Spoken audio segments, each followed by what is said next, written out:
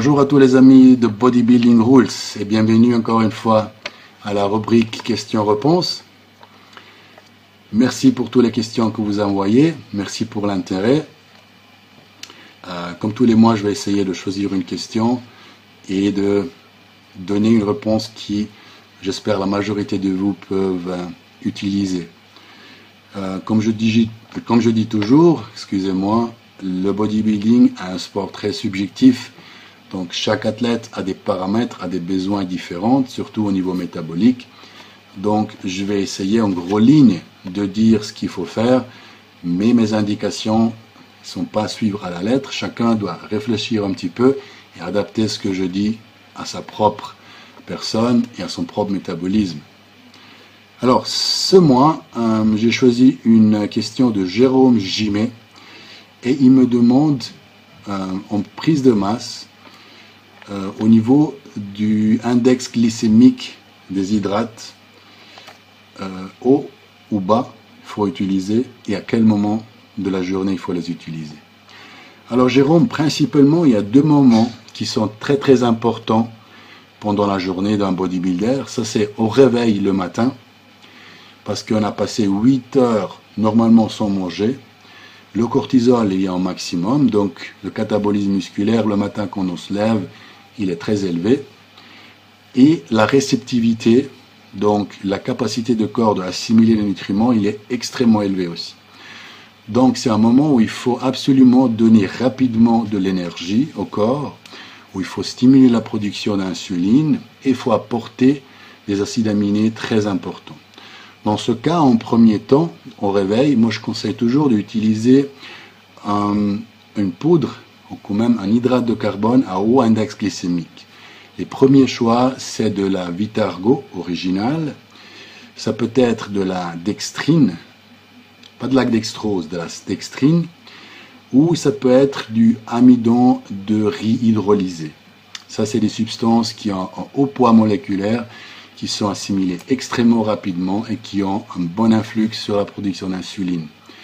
Il faudrait mélanger ça clairement avec des peptides, donc des ditripeptides comme la Pepto-Pro, des acides aminés, BCA, de la glutamine, pour tout de suite donner un impact anabolique à notre métabolisme.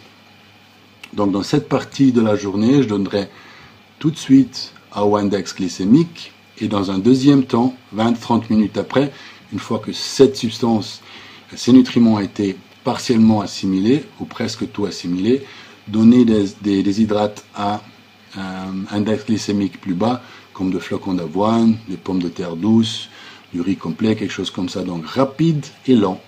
Ça, c'est la première phase de la journée où il faut absolument respecter cette fenêtre d'opportunité qu'on a. Un deuxième moment très important pour un bodybuilder, vous connaissez tous, c'est tout de suite après l'entraînement. Beaucoup plus qu'avant l'entraînement. Donc tout de suite après, de nouveau, on crée un déficit pendant l'entraînement, un déficit métabolique, donc le corps a besoin tout de suite des nutriments. D'importance, c'est les hydrates, donc index glycémique haut. Là aussi, on veut stimuler la production d'insuline, on veut introduire un sucre qui peut être métabolisé en glycogène le plus rapidement possible, et de nouveau, Vitargo, dextrine, ou amidon de riz hydrolysé, ça marche très bien. C'est clair que aussi la dextrose, la maltodextrine, je suis pas très fan, mais vraiment pas. Mais de la dextrose peuvent être utilisées aussi, mais c'est des molécules un peu plus lourdes qui demandent un peu plus d'absorption d'eau au niveau intestinal, donc sont moins efficaces. Aujourd'hui, on est en 2014, on a des substances plus efficaces à disposition. Premier, avant tout, c'est la Vitargo, donc pourquoi pas l'utiliser. Là aussi, donc, tout de suite après l'entraînement, haut index glycémique, mélangé avec un cocktail d'acides aminés et de protéines, mais hydrolysées.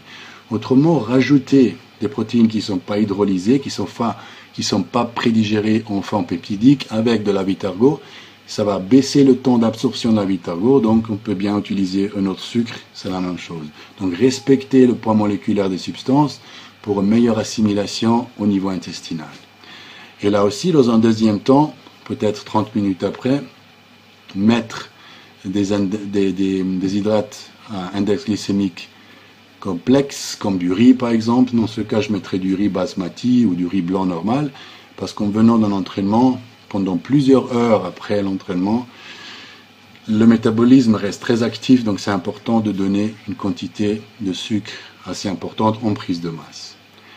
Ce que je ne ferai pas, c'est prendre des sucres tout de suite, ou index glycémique bas ou haut, quoi que ce soit, avant d'aller dormir. Et pendant la journée, à part ces 2 moments, donc le matin et après l'entraînement, je mangerai des hydrates à index glycémique moyen, comme du riz blanc par exemple, et on le mélange toujours à de la viande, à des légumes, donc l'index glycémique est quand même encore baissé.